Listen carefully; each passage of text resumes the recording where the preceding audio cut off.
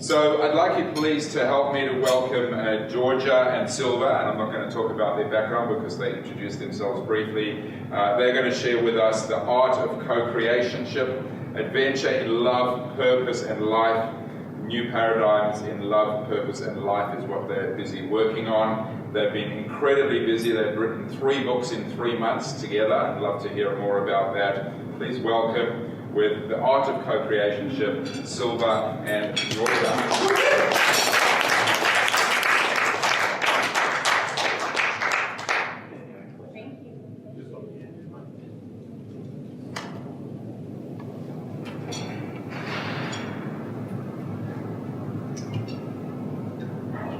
Hey. Can you remember what you wanted to be as a child? I wanted to be married when I was a child. What did you want to be? I wanted to be an adventurer. When I was 7 years old, growing up in Scotland, in Edinburgh, my brother and I used to sneak out the house without our parents knowing. And we would go through the cast iron rusty gate at the bottom of the narrow cobbled street. And beyond that gate, and the forests of hogweeds that we would hack through with our machetes, the most amazing adventures began. Searching for trolls under the bridge, lifting up the giant storm drain, excited yet scared in case we find monsters. But the most amazing adventures were on the Amazon River, where we would dodge arrows and spears and ambush after ambush from these wild indigenous tribes. We ventured further and further than ever before into the unknown, until we had to return home. "Where the hell have you been?" my dad would say as he whipped out the cane. Whack, whack, whack. Tears were pouring. Yet as we lay in our beds with our red raw bottoms, we dreamt of yet more adventures spurred on by David Livingstone, Captain Scott and Tarzan. We explored the river time and time and time again until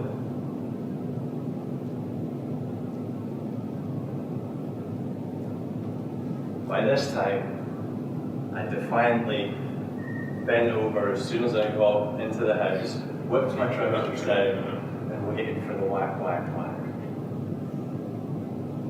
There were no more tears.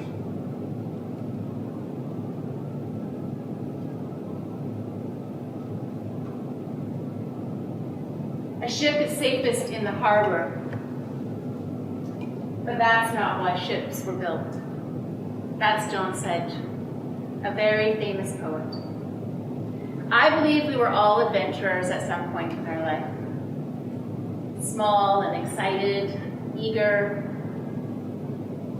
Adventure was everywhere. An imaginarium of adventure. And then somewhere along the line, life got kind of serious. We had to grow up and get jobs, have kids, make money. And we forgot. We forgot that there's this adventurous spirit in all of us.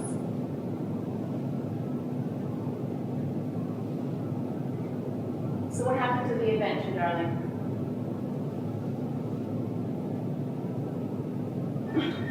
This.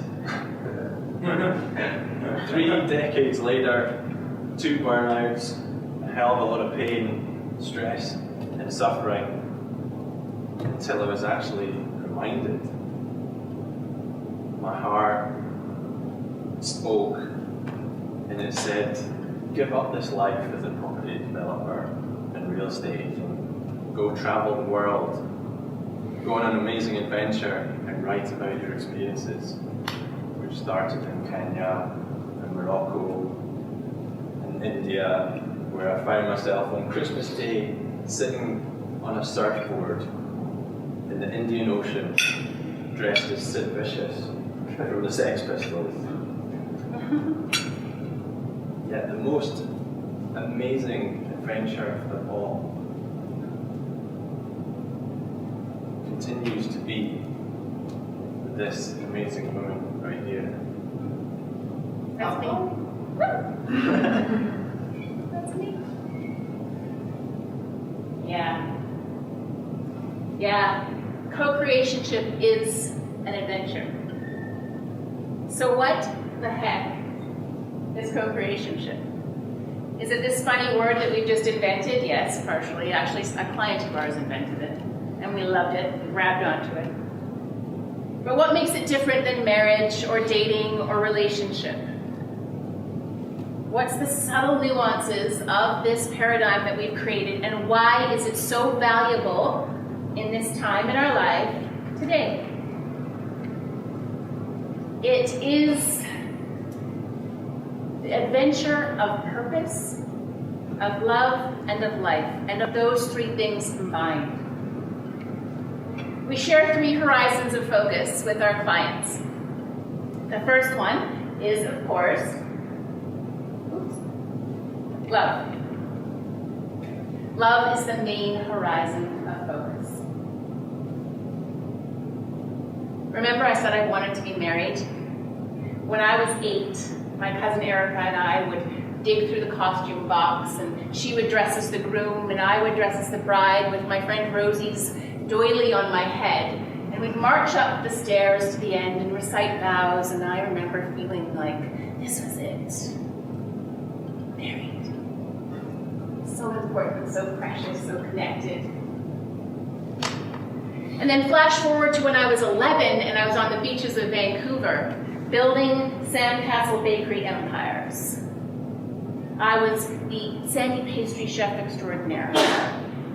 And we had ATM machines that we would stick sticks into, and shiny pebbles would come out. We would use this for currency, and I was a girl boss. No problem. And that continued on in my life. I built businesses. I was a chef owner, 2 restaurants, and a wife. 12 years. What I was searching for was this collaboration or this co-creation of my identity, the love of self and the love of another. And once I found this concoction and worked it through, oh, that was hard. When I worked it through and worked it through and worked it through, this man appeared. Literally the next day, wasn't it? Literally the next day. Yeah. How do we stay on this journey of love when we're together?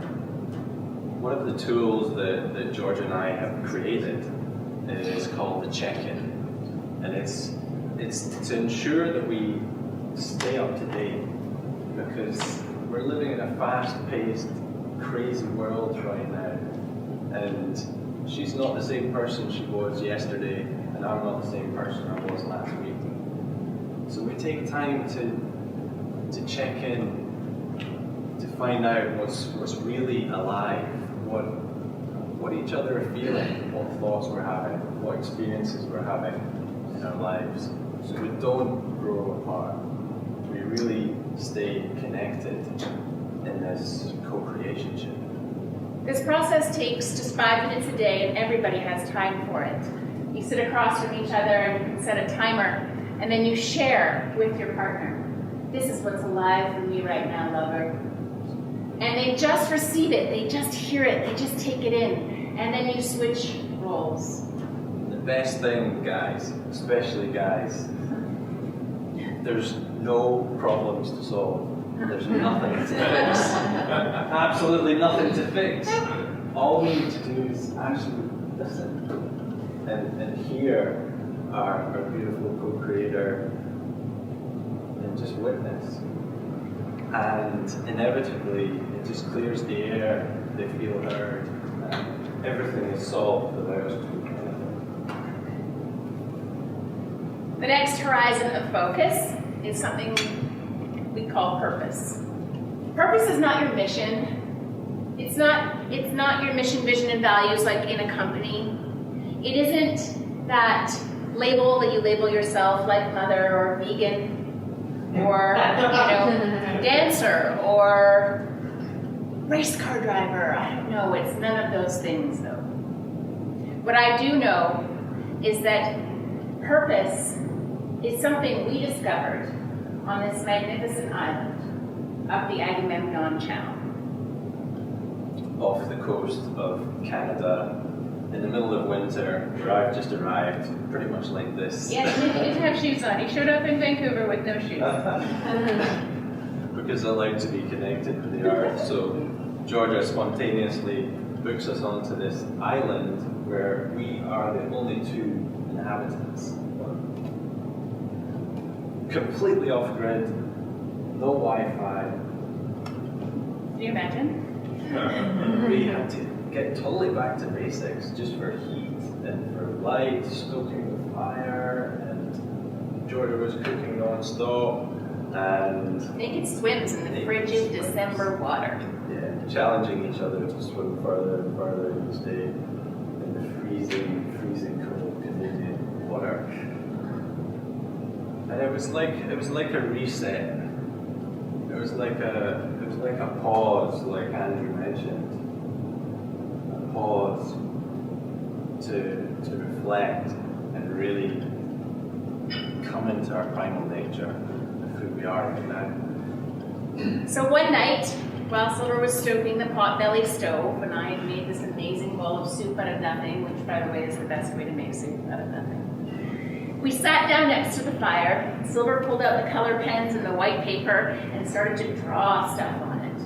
It's like, this is this, and then let's put our values here, and let's write what we love in four corners of this beautiful triangle. And we started drawing, and we wrote these statements out, and we shortened them. We got more and more clear what these statements were. And finally, this very depth of who we were as individuals was born. So I introduce to you the activator of humanity.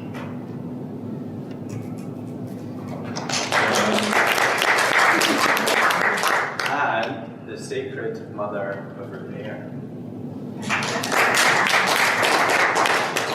No longer a vegan, girl boss, entrepreneur mother.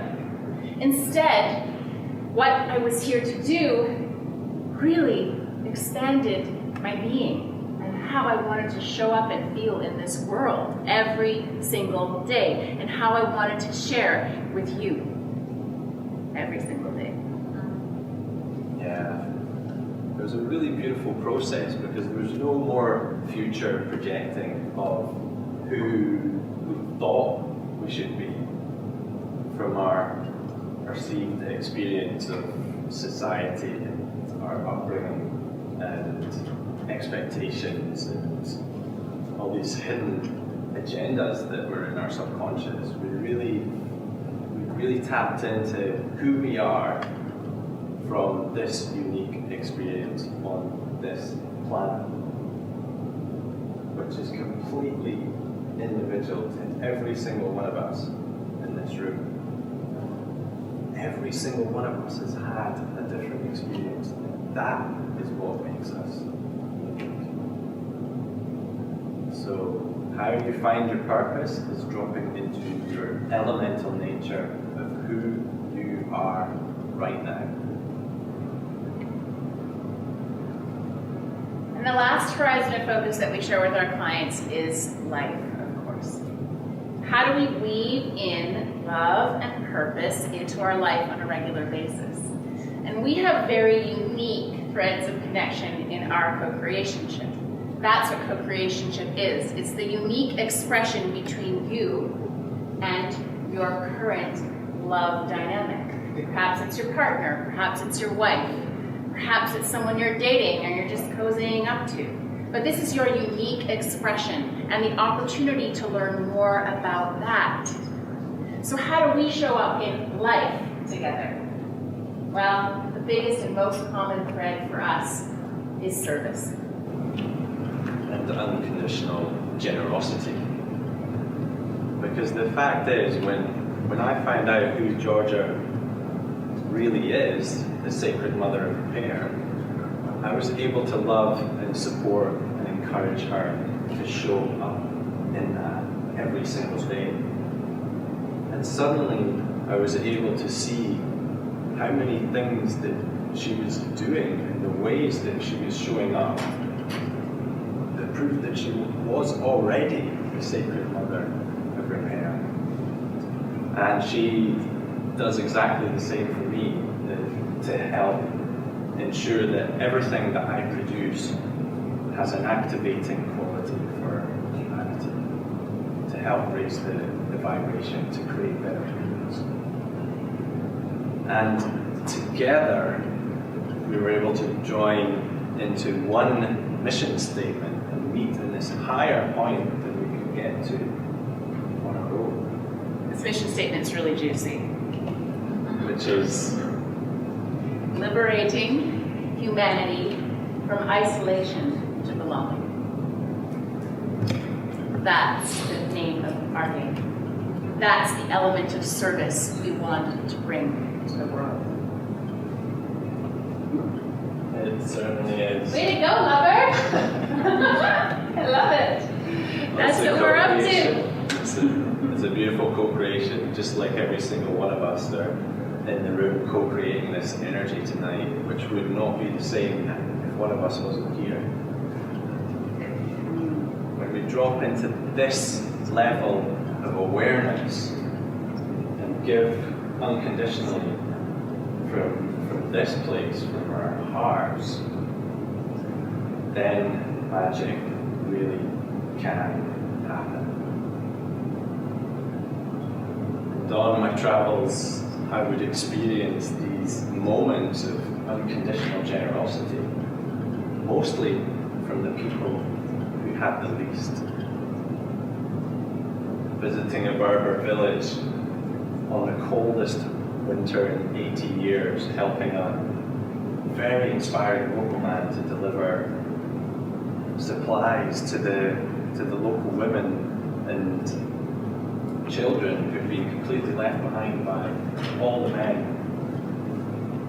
because they've gone to the city to earn money and they can't afford to feed themselves. There were a few men remaining. One man served us like royalty with the most exquisite service I've ever received in my entire life. Blew my heart wide open. We became brothers and just met. This is the power of unconditional generosity. In this time of very challenged female and male dynamics, we all know what's happening in the world right now. It's a bit of a conundrum. We're trying to find our way back towards each other. We're trying to understand each other better. We ask you, where's the opportunity to go deeper in your connections? Where's the opportunity to be more willing to love, support, and encourage each other every single day? What are your golden threads of connection? Why were you brought together? What are you here to do? What are you here to share? That's the art of co-creationship and the adventure that we have been on. Yeah, we live it every day. It's the only way. Co-creationship is the most incredible adventure. And you guys have the opportunity to rewrite all the rule books